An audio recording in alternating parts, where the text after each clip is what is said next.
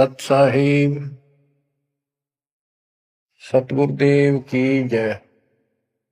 बंदी छोड़ कबीर साहिब जी की जय। बंदी छोड़ गरीबदास जी महाराज जी की जय। स्वामी राम देवानंद जी गुरु महाराज जी की जय हो।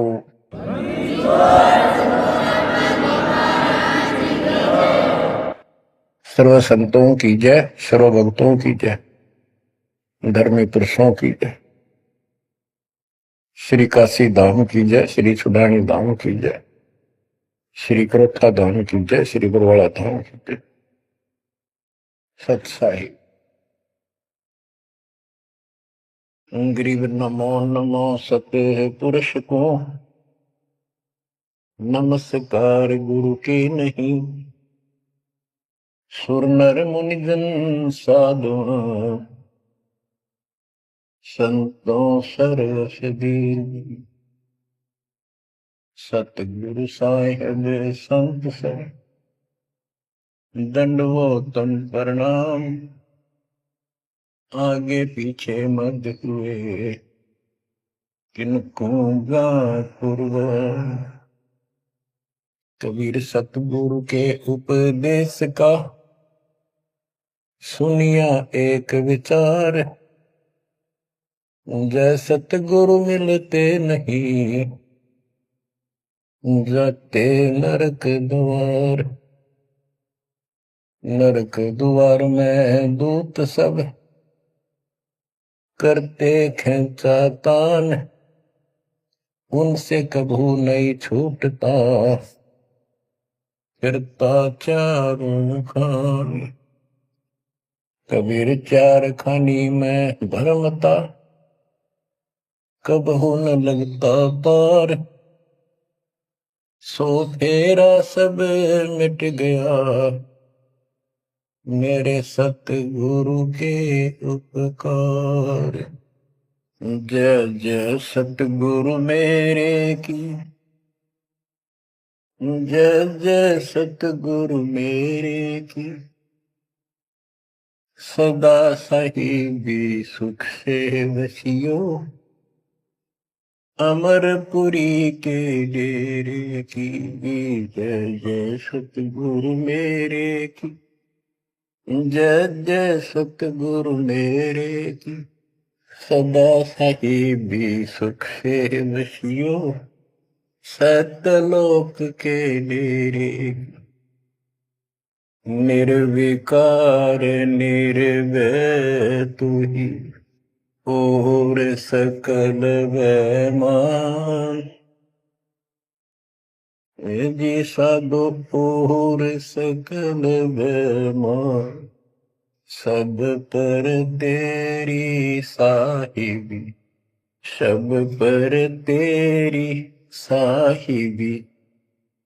तुझ पर साहिब ना, निर्विकार निर्भय। परम पिता परमात्मा कबीर जी की असीम कृपा से बच्चों, आज हमारे अंदर अपने घर जाने की प्रबल प्रेरणा हुई है। बच्चों, कोई भी काम है उसकी विशेष जानकारी होने के बाद उसमें रुचि बनती है। इसी प्रकार अब हमें पता चला है कि इस लोक में हम गलत स्थान पर रह रहे हैं, और आपको यह भी याद दिला जाता है कि ये शरीर नहीं रहेगा। जिस परिवार को देखकर हम खूब खुश हैं, और होना भी चाहिए, पर ये साथ कितने दिन का है यो तक भी ध्यान देते नहीं। इसके ध्यान ना देने से हम जन्म और मरण के इस महान कष्ट को भोग रहे हैं, इस महान कष्ट को झेल रहे हैं। अभी तक कोई इस तरह सच्चाई कहने वाला नहीं था। जैसे कोई यूं कह देता ना, भाई ऐसे ऐसे वो हो सकता है, मृत्यु हो जाएगी, तो यूं कहा करते भाई, तो भाई ये बात ना बोला, मृत्यु हो जाएगी, अच्छी बात बता। यानी यूं कहना बुरी बात मानने थे कि यूं ना कह, मौत भी हो जाएगी कभी। संसार भी छोड़ना पड़ेगा। यानी इस सच्चाई को अवॉइड करने की चेष्टा करते थे। तो बच्चों, कबूतर क्या करता है, जब बिल्ली निकट आ जाती है वो डर जाता है, उड़ने की बजाय आंखें बंद कर लेता है और सोच लेता है खतरा टल गया, तो वो उसकी गर्दन मरोड़ के खा जाती है।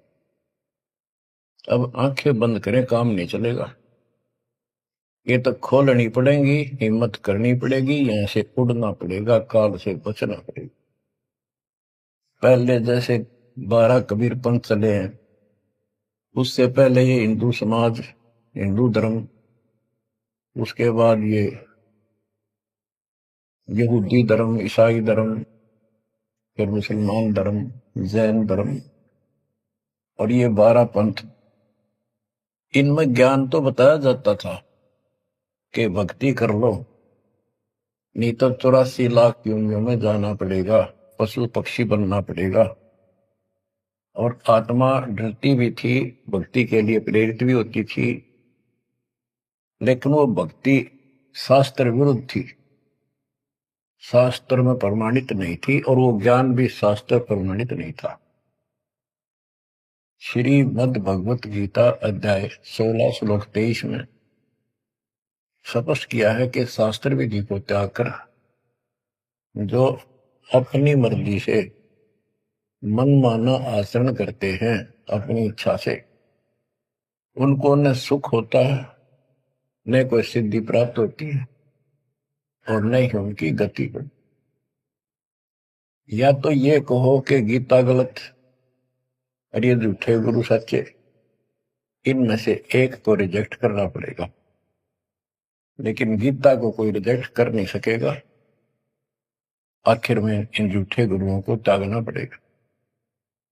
बच्चों, परमात्मा के पाने के लिए, उस सुख को प्राप्त करने के लिए कितने कितने कष्ट झेले हैं महापुरुषों ने, हमने भी उठाए। हम ऋषि बने, ऋषि बनकर कठिन साधनाएं की, जैसा लोकवेद दंत कथाएं सुना करते थे, उसके आधार पर सिद्धियां आ गई, सिद्धियां दिखाकर फिर प्रसिद्धि होगी, उस प्रसिद्धि के ऊपर हम प्रसिद्ध हो गए और खूब महर्षि प्रसिद्ध हो गए। अब पता चला वो प्रसिद्धि कैसी थी, जैसे आपको राबिया का प्रमाण बताया, 4 साल की ठीक साधना से ऐसे ऐसे चमत्कार भी हो गए, मक्का उठ के आ गया, लेकिन भविष्य 0 हो गया उसका, सिर भी काट दिया, इतनी प्रेरित थी भगवान के प्रति, लेकिन नथिंग, कुछ नहीं हुआ। काम तो अब बनेगा जब बनवाया जा। गरीब ये जीवन सफल है, जब लग राम रटंत, देखोरी को जाने दे, भरम पड़े हैं पंथ। इस मनुष्य जीवन की सफलता उसी की है जो परमात्मा की भजन करते हैं, अन्यथा इसका कोई यूज नहीं।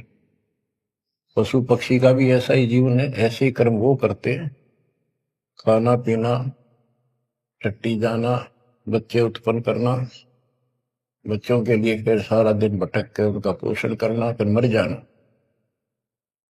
ये कोई जीवन है? इस ज्ञान से आपके अंदर जो गलत प्रेरणा भरी हुई है वो काल द्वारा भरी गई है, बहुत प्रबल है, वो सामान्य नहीं है। अब जैसे किसी को बुखार हो जाता है तो उसके बस की बात नहीं वो नॉर्मल हो जाए। तो बच्चों, आपके लगन लगानी पड़ेगी। जैसे बुखार हो जाता है, उसके बस की बात नहीं कि वो ठीक ठाक रहे, अपने ठीक क्रिया करे, तो उसके लिए औषधि की आवश्यकता पड़ती है, और जब नॉर्मल हो जाएगा फिर सारे काम ठीक करेगा। इसी प्रकार ये आपके बस की बात नहीं है जो आप जिस व्यवस्था में लग रहे हो, ये इस ज्ञान से, इस भक्ति से आपका यो अज्ञान हटेगा, ये जिससे प्रभावित हो बुखार हटेगा, फिर आपकी लगन अजब से बनेगी, अलग से बनेगी। अगर ये भाव नहीं बना तो क्या ये जीवन अच्छा है जो आप जी रहे हो? कोटि जन्म तन भर में दोगे कुछ नहीं हाथ लगा रे। कुकर कुत्ता, सुकर सुअर, खर गधा, कौवा बुगला, बता इन प्राणियों के शरीरों में असंख्यों बार कष्ट उठा लिया अपने को, असंख्यों बार, एक बार नहीं। तो क्या इस प्रोसीजर को जारी रखोगे? मेरी आत्मा तो मान नहीं रही कि आप इसको स्वीकार कर लोगे। और अब भी आपकी आंखें नहीं खुलेंगी और आपकी प्रेरणा नहीं बनेगी, तो फिर इंसान नहीं, पत्थर हो तुम, पत्थर। कोटि वर्ष करे संगत संतों की, पत्थर का जल में क्या लीजे। चंदन बन में रंग ला दे, एक बांस बिटन भी ना सींचे।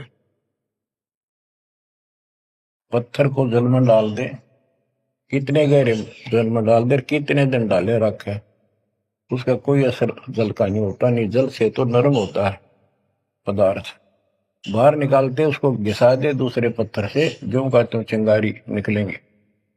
तो पत्थर जैसे प्राणियों को किसी चीज का असर नहीं होता। ये अमृतवाणी उन पुण्यात्माओं को झंझोड़ कर रख देंगी जिनकी आंखें काल में अज्ञान से बंद कर रखी। उस परम पिता के घर जाने के लिए, सुख को प्राप्त करने के लिए गरीबदास जी बताते हैं कि मंसूर मैसूर क्यों हो गया, शरीर पासी प्रवेश और जाके ऊपर एती नोबती। कैसा है वो देश? उस परमात्मा के सुख को, सतलोक को प्राप्ति के लिए, उसकी प्राप्ति के लिए टुकड़े टुकड़े शरीर करा दिया मंसूर अली जी ने, पीछे नहीं हटा। तो गरीबदास जी कहते वो सुख कितना होगा जिसके लिए शरीर भी खत्म कर दिया, कोई नो प्रॉब्लम। और ये शरीर तो आपका रहेगा नहीं, गारंटीड है। इसलिए बार बार याद दिलाता हूं कि हमारे ऊपर नशा जबरदस्त कर रखा काल ने। ये आपके बस की बात नहीं, ये तो ये एंटीबायोटिक आपको प्रेरित रखेंगे। आप भक्ति भी करोगे, बुराइयों से भी बचोगे, और अपने घर जाने की प्रबल इच्छा बनेगी। जहां आशा ता बासा हुई, मन कर वचन सुमरियो सोई। गिरिव नरसिंह रूप सतगुरु धरा, प्रहलाद भगत के काज। हिरणाकुश को ले गया, जो तितर को बाज। परमात्मा कबीर जी ने ही नरसिंह रूप धारण किया।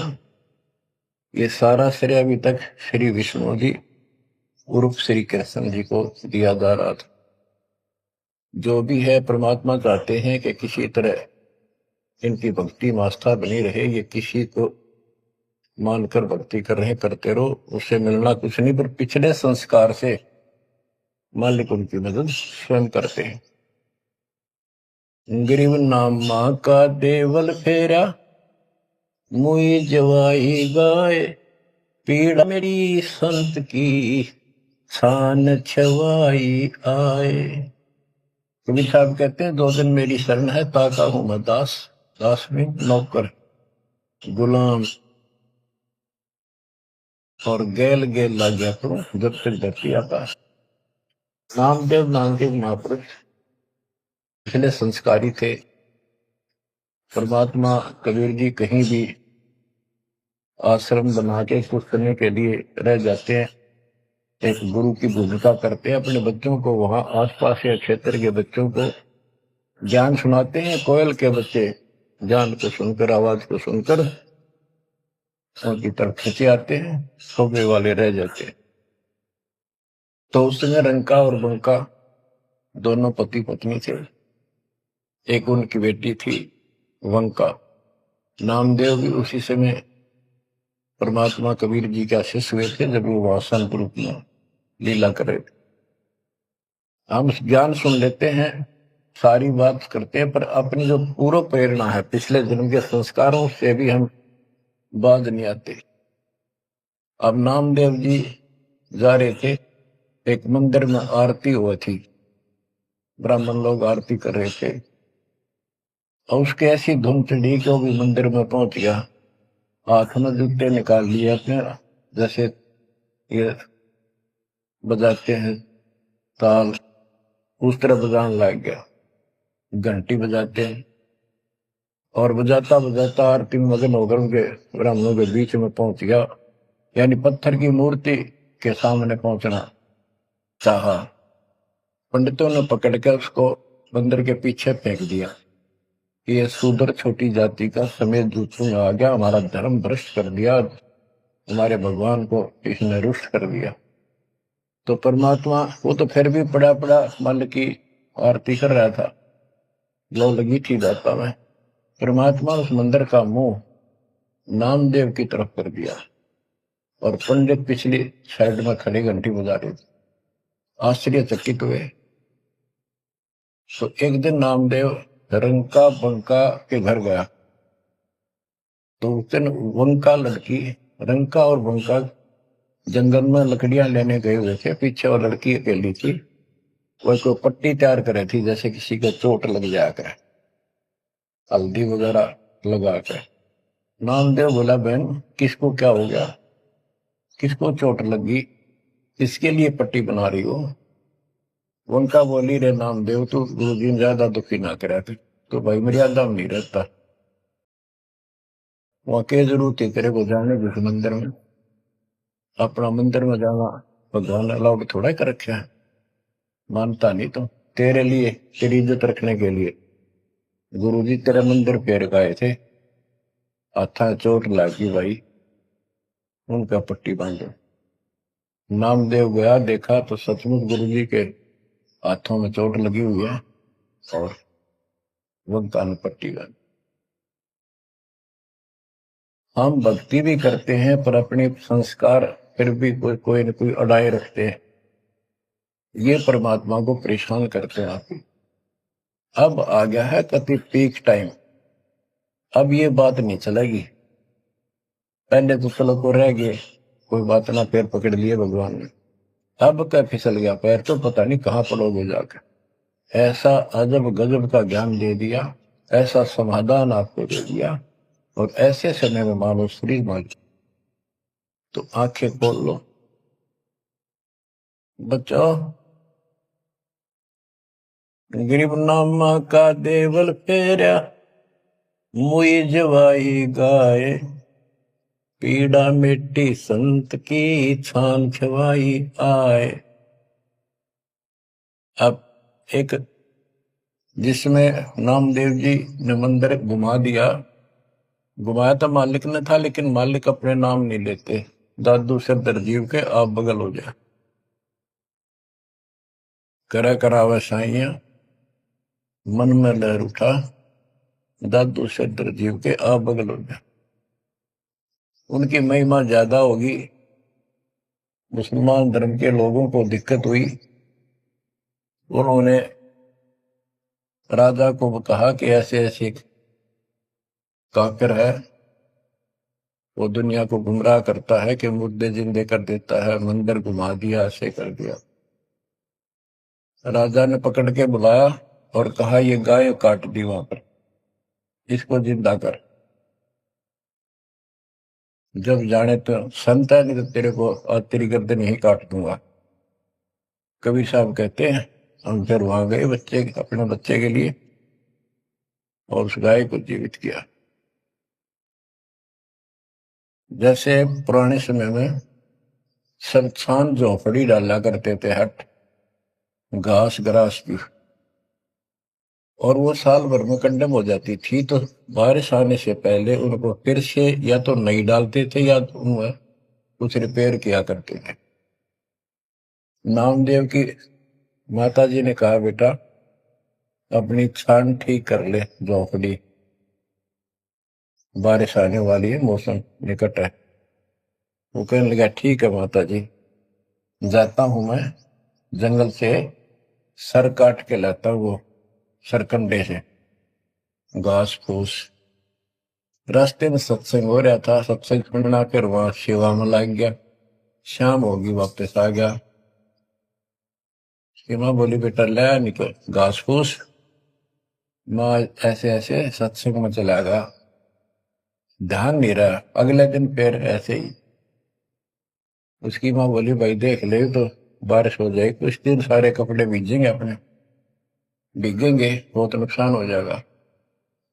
अगले दिन भी ऐसे हुआ। तीसरे दिन उसने सोचा आधा सत्संग सुन लो और फिर जाऊंगा। आधा सत्संग सुनकर चल पड़ा। सत्संग तो फिर पूरा ही सुनना पड़ा उसने, फिर सेवा सेवा ना करी, अपना काम के लिए चल पड़ा। जल्दी जल्दी घास फूस काटने लगा, पैर में कुहाड़ी लगी, दांती लगी और ज्यादा चोट लगी। पैर के पट्टी बांधी, अपना कपड़ा वही ले रखा था पाड़ के चंदर। और उसी दिन परमात्मा ने नामदेव का रूप बनाया और खूब ये सरकंडे सिर पर धर के ले आए, आकर छान बना दी और डाल दी। नामदेव शाम को लंगड़ाता लंगड़ाता पहुंचा। माँ बोली के लग गया बेटा? मैंने बताया माँ ऐसे ऐसे आज भी ना लड़ पाया मैं तो। माँ उस झोपड़ी से आगे पहुंच गई, बेटे को तकलीफ सी देख के क्या लग गया बेटे का।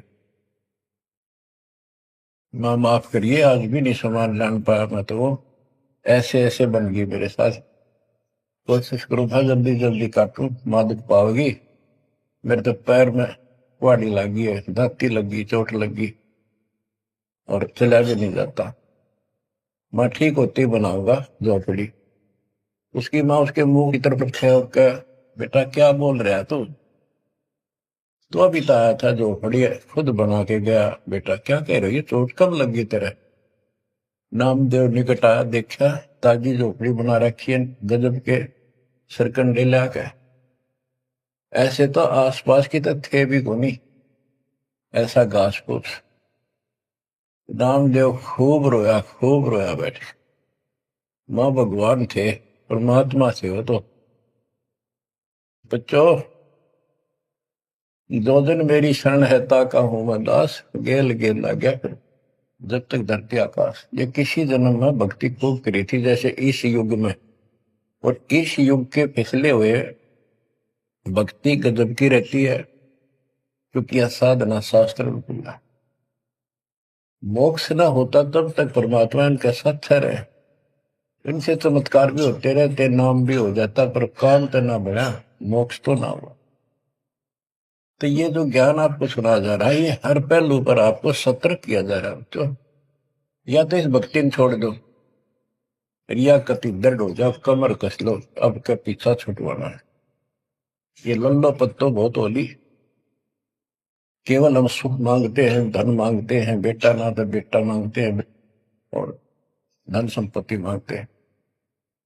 ये तो बिना मांगे दे देगा जब दिल डट गया आपका। डर रहे तो कोई भी काम है दृढ़ता के साथ होता है। धीरे धीरे रे मना, कबीर साहब कहते। कबीर धीरे धीरे रे मना, धीरे सब कुछ हो, माली सींचे सौ गुड़ा, फिर तो है फलो। आज पौधा बोया है आम का, अगले दिन नहीं लगेंगे फल उसके, महीने 20 दिन में भी नहीं लगेंगे। वर्षों उसकी सेवा करनी पड़ेगी।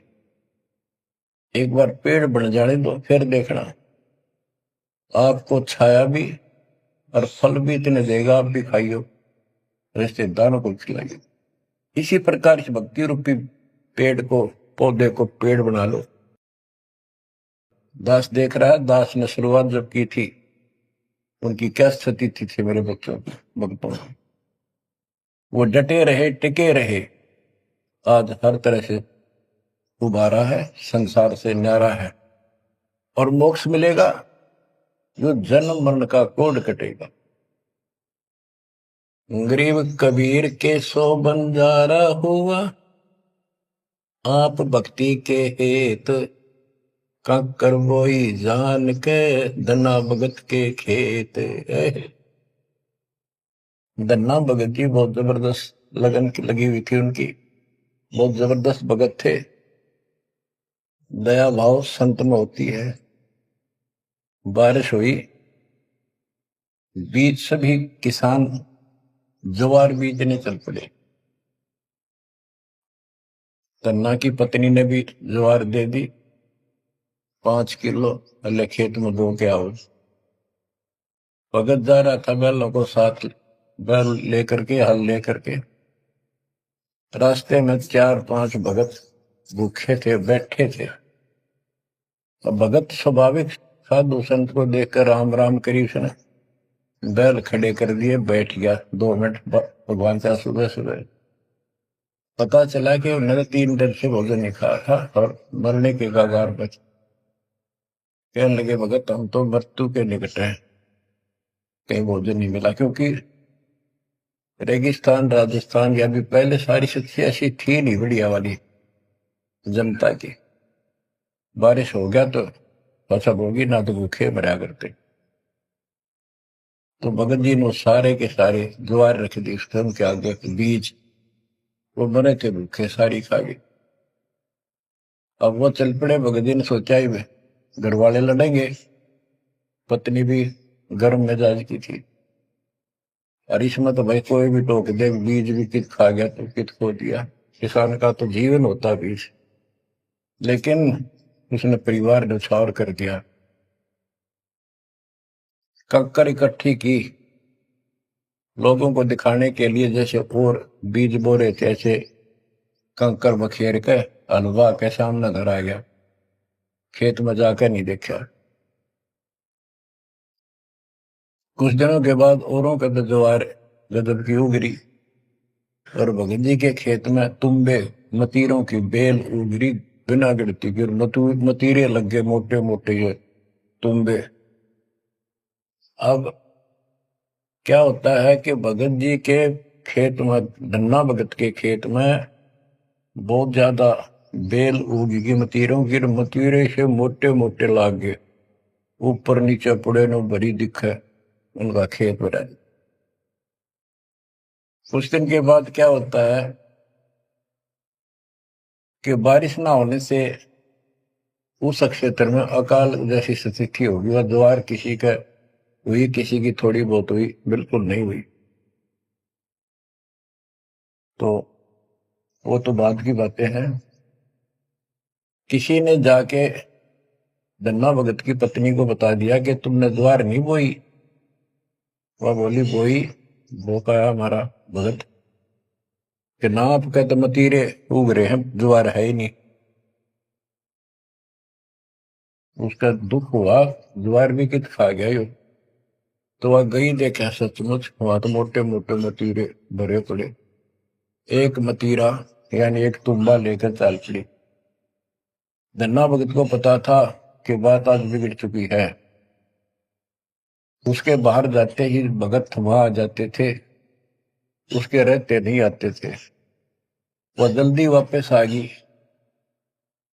धन्ना भगत ने सोचा था शाम तक आओगी। भक्तों से कहा तुम जाओ, बात आज गड़बड़ है। सिर पर मतीरा रख रखा। आते उसने मतीरा सिर में मारा धन्ना भगत का।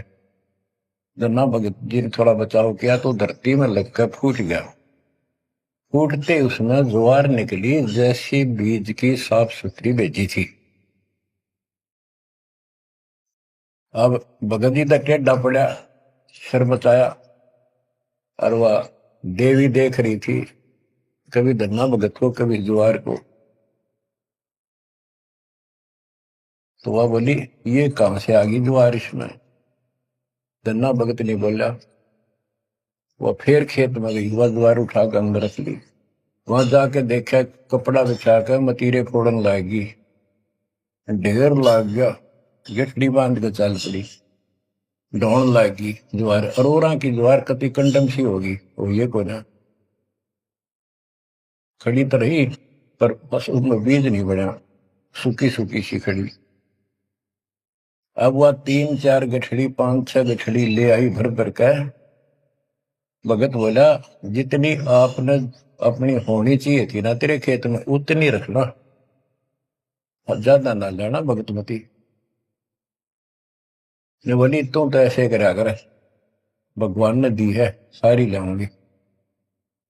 वह गठड़ी भर कर चाली। जब उसका कोटा पूरा हो लिया, वहां तक तब बोझ मरती आई, बाहर खूब लग गया, उतारी तो सारा फूस बना पाया, एक फेर लाई वो भी नहीं हो गया, हार के बैठ गई। फिर धन्ना भगत के खेत में ज्वार निकला, तुम्बों से ज्वार निकला, गांव इकट्ठा हो गया। भगत बोला, भाई अपनी बांट लो थोड़ी थोड़ी, तुम सारे भूखे मन तो बच जाएगा गाँव। तो सब ने अपने हिसाब का थोड़ा थोड़ा ले लिया, और फिर भी उभरती रहेगी। बच्चों, ये बातें कोई बनावटी नहीं है। जिनने भगवान के ऊपर समर्पण किया, जो भगवान पर समर्पित हुए, भगवान ने कभी उनका मारा नहीं। चारों युगों को देख लो, हमने किसका रखा मारा। तो बच्चों, ये महापुरुषों की जो कथाएं हैं आज अपने काम आऊंगी। आप एक बार लग कर देखो इस मार्ग, कोई जगह नहीं रहेगी आपको अगर मगर कर्ण की स्मरण को कति परमात्मा हर तरह से संतुष्ट कर देगा। दास अपनी एक कथा बताओगा। हम सुनते थे कि द्रौपदी का चीर बढ़ा दिया भगवान ने, पर ये नहीं पता था क्यों बढ़ाया था। वो तो अब इस तत्व ज्ञान से निखार हुआ कि कबीर परमात्मा ने एक लीला करके उसका लीर ग्रहण किया कपड़ा, और उसके कारण बढ़ा था। तो इससे कोई किसी को कहते वो मानता नहीं था, ये कोई बात है, कैसे हो सकता है, ऐसे नहीं हो सकता, वैसे नहीं हो। हम भी मानते थे कि चल ना होगा, पर भगवान तो है और बहुत काम कर रखे हैं। मन मानता था भगवान कुछ भी कर सकता है, क्योंकि आस्था जब भी बनती है जब ये भावना बढ़ जाएगी परमात्मा जो चाहे सो कर सके। उसके सामने इम्पॉसिबल वर्ड नहीं है उसकी डिक्शनरी। आपको बताता हूँ, नाम ले लिया, 2-3 साल हुए थे बस। 1988 में नाम लिया, 1990 या 89 की बात है, 88 या 89 की। तो एक मकान बनाया, ऊपर मकान बना रखा है, उसके ऊपर एक गैलरी ही पूजा स्थल बनाया, 5.5 बाई 15 फुट का। उसमें एक गली में झांकी थी, खिड़की और विंडो, और एक अंदर आंगन की तरफ क्रॉस वेंटिलेशन बढ़िया था। तो जल्दी के कारण मैं बने बनाए वो लिया जंगड़े, पूजा स्थल 2 मांझ का उनको पेंट करके लगा दिया। उनमें शीशे भी लगे हुए थे। एक शीशा टूटा हुआ था, एक शर्फ खिड़की का, वो डबल होते, मैं ये चढ़वा देंगे बाद में, जल्दी काम हो जाएगा। वहां मैंने ये भक्ति बोध छपुआ कर रखी कि गुरुजी आएंगे उनको सौंप दूंगा, वो आगे भक्तों को देते रहेंगे जब कोई दीक्षा लेगा। ऐसे सेवादास करने लगा। क्या हुआ कि उस जो शीशा टूटा हुआ था उसमें के चूहे बढ़कर उनको काटने लगे।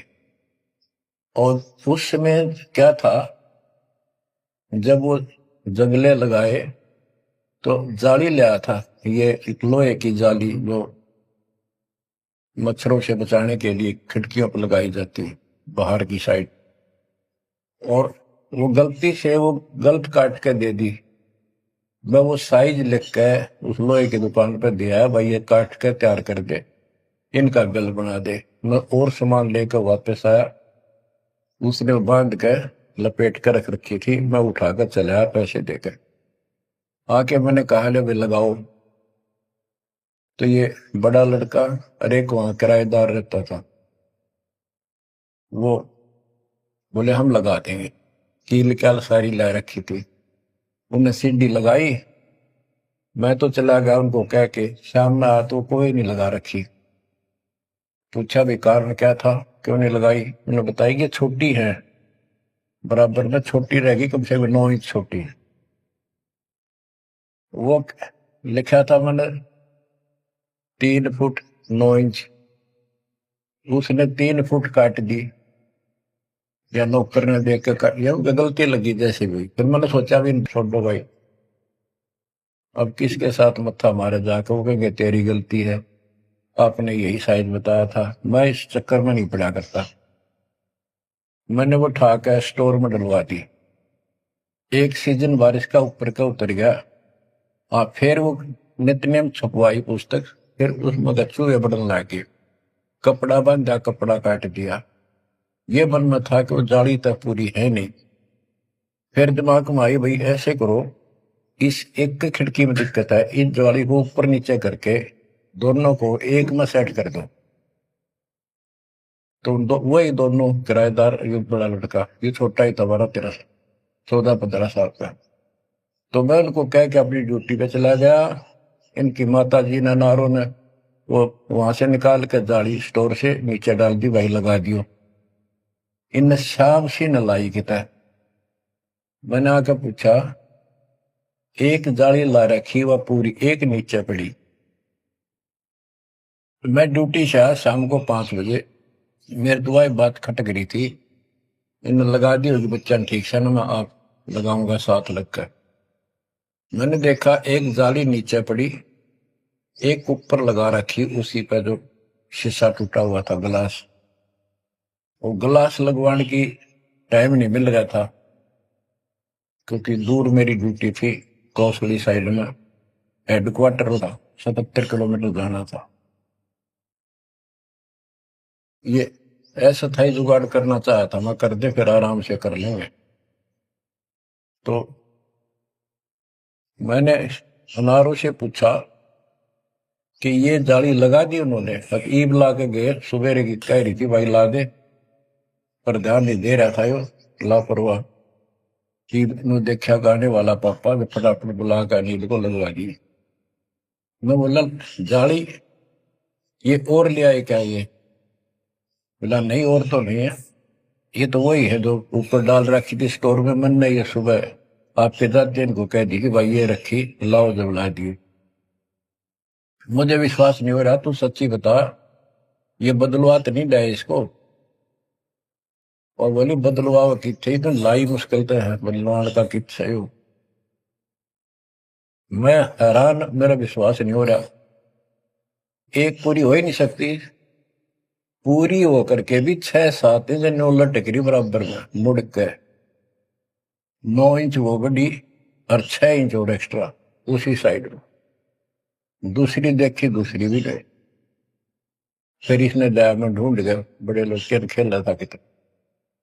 मैं बोला तू ये बता, ये जाली बदलवा के लाया है कि वही है? वही है, मेरी मां ने उतार के यहाँ डाल रखी थी, हमने ला दी। मैं मेरी कसम खा, कबीर साहब की, कबीर साहब की कसम खा।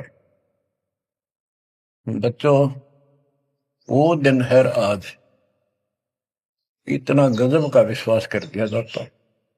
बात कुछ नहीं थी, बात और भी लाई जा सके थी, लेकिन वो दिखा दिया, कपड़ा छोड़ हम लो बढ़ा जा। इस मालिक कबीर साहब ने लोहे की जाली बढ़ा दी, वो आज भी विद्यमान है। एक तो उनमें से वो मकान बेच दिया था इसने, वीरेंद्र ने, मेरे यहाँ इस मार्ग पाने के बाद। जिसने लिया वो भगत, उस भगत ने वापस डोनेट कर दिया कि ऐसी अनमोल पूंजी को मैं सुरक्षित नहीं रख पाऊंगा, आपको वापस दे। आज वो फिर वही है, वह जाली लगी हुई है, हमने भी उसमें सफाई किया नहीं है अभी, क्योंकि हमें थोड़ा सा फुर्सत अच्छी होगी, यहाँ से निपटेंगे मिशन को पूरा करके, उसको फिर याद के रूप में रखेंगे। तो बच्चों, विश्वास रखो इस मालिक पर। कह कबीर सुनो भी साधो, मैं तो हूँ विश्वास, और गलत साधना करने से कुछ नहीं मिलेगा। क्या बताते हैं, गरीब कबीर के सो बंजारा हुआ, आप भक्ति के हेत, काकर बोई जान के, धना भगत के खेत। वहां काकर से अन्न हुआ, कंकर से, वहां काकर से अन्न हुआ, वहां केसों से हुआ कबीर, वार पार पावे नहीं गति कुछ गहर गंभीर। अब नकली गुरुओं के कारण ये सारा अध्यात्म ज्ञान नष्ट होया पड़ा था। उसके बारे में कबीर साहब बताते हैं, गरीबदास जी बताते हैं, गरीब विष्णु त्रिलोकी नाथ के, परचे कोटि अनंत, भक्त वत्सल भगवान है, क्यों निंद है संत। यानी भगवान में आस्था बनाए रहने के लिए परमात्मा ने इन ब्रह्मा विष्णु जी को निमित्त बनाकर लीलाएं की। कहते इनको विशेष वो ना समझो, ये भी अच्छी आत्मा है, तीन लोक के नाथ हैं। अब जैसे कोई मंत्री है, उसकी भी पावर होती है, उसको ये कहना तो कुछ नहीं है, प्रधानमंत्री सब कुछ है, ये तो लड़ाई वाली बातें हैं। ये तो सतीथी बताई है, इनकी इतनी औकात है, इतनी ताकत है, उनकी इतनी है, इनसे हम दूर नहीं हो सकते और इनको एज ईस्ट पूज भी नहीं सकते कि ये करतार बने हुए हैं अपने आप। ये वो करतार नहीं जो होना चाहिए। गरीब करता ऊपर चोट है, कहते हैं करतार, मूल लह नहीं मूर्खा, गिनते हैं क्यों डारे। कि जितने करतार अपने आप बना रखे तुमने, राम कृष्ण विष्णु, ये फिर कितने बना रखे। कर्ता ऊपर चोट है, जो एक करतार को छोड़कर अन्य जो कर्ता बनते हैं उनकी दुरुक्ति होती है। रामचंद्र देख लो, सारी उम्र दुखी रहा और कर्ता बन रहा था, लोग भगवान के थे, भी मान लेता था, आजीवन कष्ट रहा, अंत में सरयू नदी में जल समाधि ली, डूब का मेरा।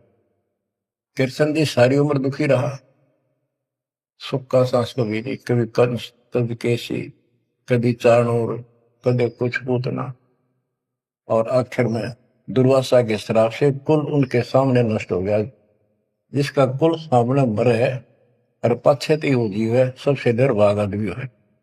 सब कष्टों को देख कर रो रो के टाइम काटा, आखिर में एक विषाक्त तीर से मारेगा, विषाक्त जहर से बुझे हुए एरो तीर से मारेगा।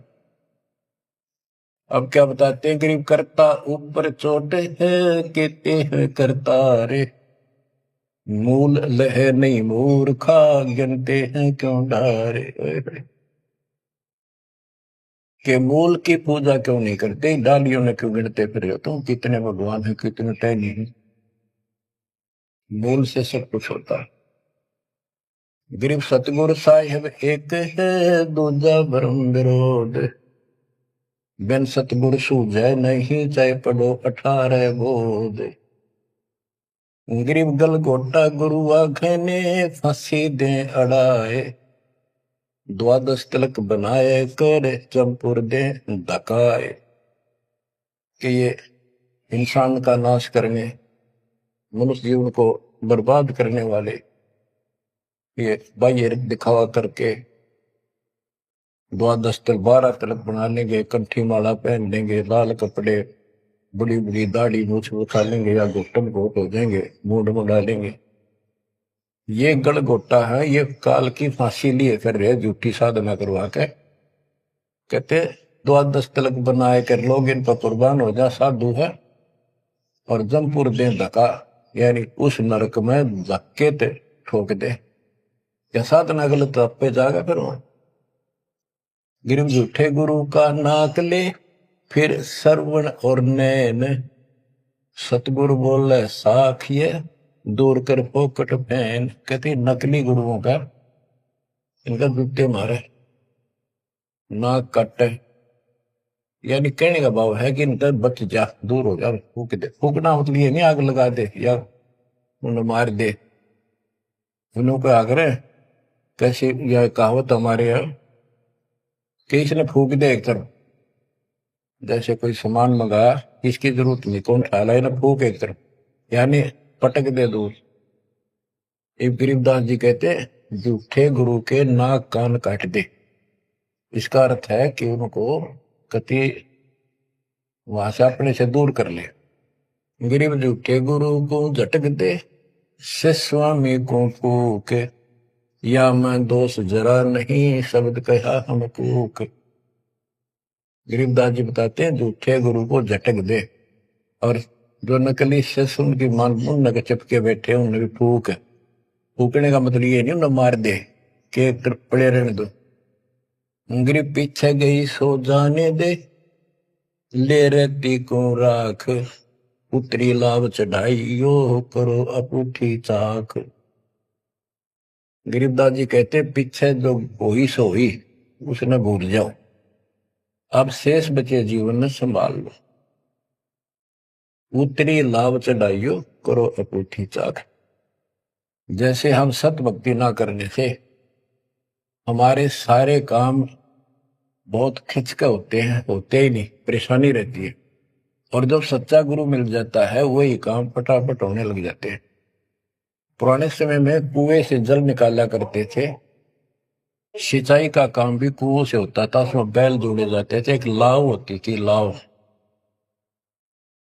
वो डोल नीचे जाता था, एक लकड़ की पुड़ी होती थी, लोहे का इतना सिस्टम नहीं था, फिर लोहे की बनने लगी थी पुली, उसके ऊपर वो लाव यानी रस्सी, मोटी रस्सी होती थी, बढ़िया मजबूत, वो पुली से नीचे उतर जाती तो अब पुली घूमती नहीं, वो फिर किसी होती थी, वो घूमती नहीं और अड़का खड़ा हो जाता, नीचे रस्सा गिर जाता साथ में, फिर उसको कहते ऊपर रख, फिर से पुली पर रख और फिर खींच, आसानी से घूमेगी और फटाफट पानी निकला होगा। कि शास्त्र विरुद्ध साधना करके भक्ति से दूर होकर भगवान से तुम दुख पा रहे हो, फिर से भक्ति शुरू कर दो, फिर आपको सुख। गिरिव पीछे गई सो जान दे, ले रहती कुआं, जो शेष बचा जीवन इसको संभाल ले रख, उतरी लाभ चढ़ाइयो करो अपूठी चाख। गिरिव बोए बिन पावे नहीं, जीवित कैसा योग, 84 आसन करे मिटे न संसार शोक। के जीवित मरे बिना परमात्मा प्राप्ति नहीं होगी। तुम जैसे बकवादों में लग रहे हो, जीवित कैसा योग, ऐसे भक्ति नहीं पड़ेगी। और जो 84 आसन कर करके लोग दिखावा करते हैं, इसे मोक्ष नहीं है। गिरिव पंचअग्नि पाखंड है, मौनी तपे आकाश, झरने बैठे क्या हुआ, क्या जीव में पंच गिरास। ये 5 धुएं लगा के बीच में बैठ जाते हैं पाखंड करने के लिए। इन मकला इतनी है ज्ञान नहीं इनको। कोई मौन रखता है, कोई तप करता है, मटके घड़े के अंदर सुराख करा के एक तपाई कर रख के 40 दिन सर्दी के महीने में 100 मटके डेली पानी के अपने सिर पर डलवाता है, और वो बड़े बड़े गांव के लोग उस पाखंडी के चारों तरफ परिक्रमा करते हैं। और कोई कहे मैं सिर्फ 5 गिलास खाया करूं, ज्यादा खाता नहीं। इस तरह के ड्रामाबाजी से अट्रैक्ट करते पब्लिक को, पल्ला कुछ नहीं। गिरिव दूधा धारी शब्द है, पान फूल फल खाई, घट में नाम न संचर, ये बंधे जमपुर जाई। कई बताते हैं बाबा है दूध दूध पियो है, बड़ा शब्द है, दूध आधारी बोला है, और केवल कभी फल खा लेता है तो फूल फल ही खाता है। तो गरीबदास जी कहते हैं गरीब दूध आधारी शब्द है, ये पान फूल फल खाई, घट में नाम न संचर, बंधे जमपुर जाई। सच्ची भक्ति है नहीं, सीधे नरक में जाएंगे। गरीब चुंडित मुंडित भद्रा, मोनी मैल न पावे, धूमर पान ठडे श्री, ये 2 जग धक्के खाओ। गरीब योग नहीं यो रोग है, जब लग निज नाम न चीन, घर घर द्वारे भटकते, देख बिना यकीन। गरीब देख लिया तो क्या हुआ, जब लग नहीं विवेक, 3 काल निपजे नहीं मिटे कर्म रेख। के चुंडित मुंडित, जैसे बड़े बड़े सिर पर जटा रख रखी है, दाढ़ी बढ़वारी, माला मूला पहन गए, बाहर भाई ड्रामा फूल कर रखा है, लाल कपड़े पहन रखे, या कति गोट करवा रखा, मुंड मुंडवा रखा, कहते हैं इनसे कुछ नहीं मिलना, कोई मौन रखते हैं। गरीब चुंडित मुंडित भद्रा, मोनी मैल न पावे, धूमर पान ठडे श्री, ये 2 जग धक्के खाओ।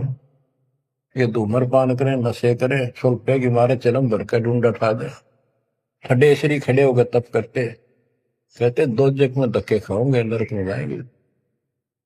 बच्चों, ये मूल ज्ञान है, ये तत्व ज्ञान, और ये जो ज्ञान आपको दिया जा रहा है, आपके लिए वरदान होगा। ये कबीर साहब की गिफ्ट है।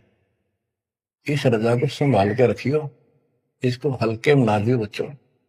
कुर्बान हो जाओ, ये धन दे कर देता सिंह धन हो गए, कितना पूरा ना पट्टा। इसकी शरण में डट कर सत्संग सुना करो, सेवा करो और दान करो, मर्यादा का निर्वाह करो, भक्ति करो। देखना नारे रंग ला देगा दाता। मालिक आपको मोक्ष दे, सद्बुद्धि दे, आपको याद बनी रहे अपने घर की सच्चाई।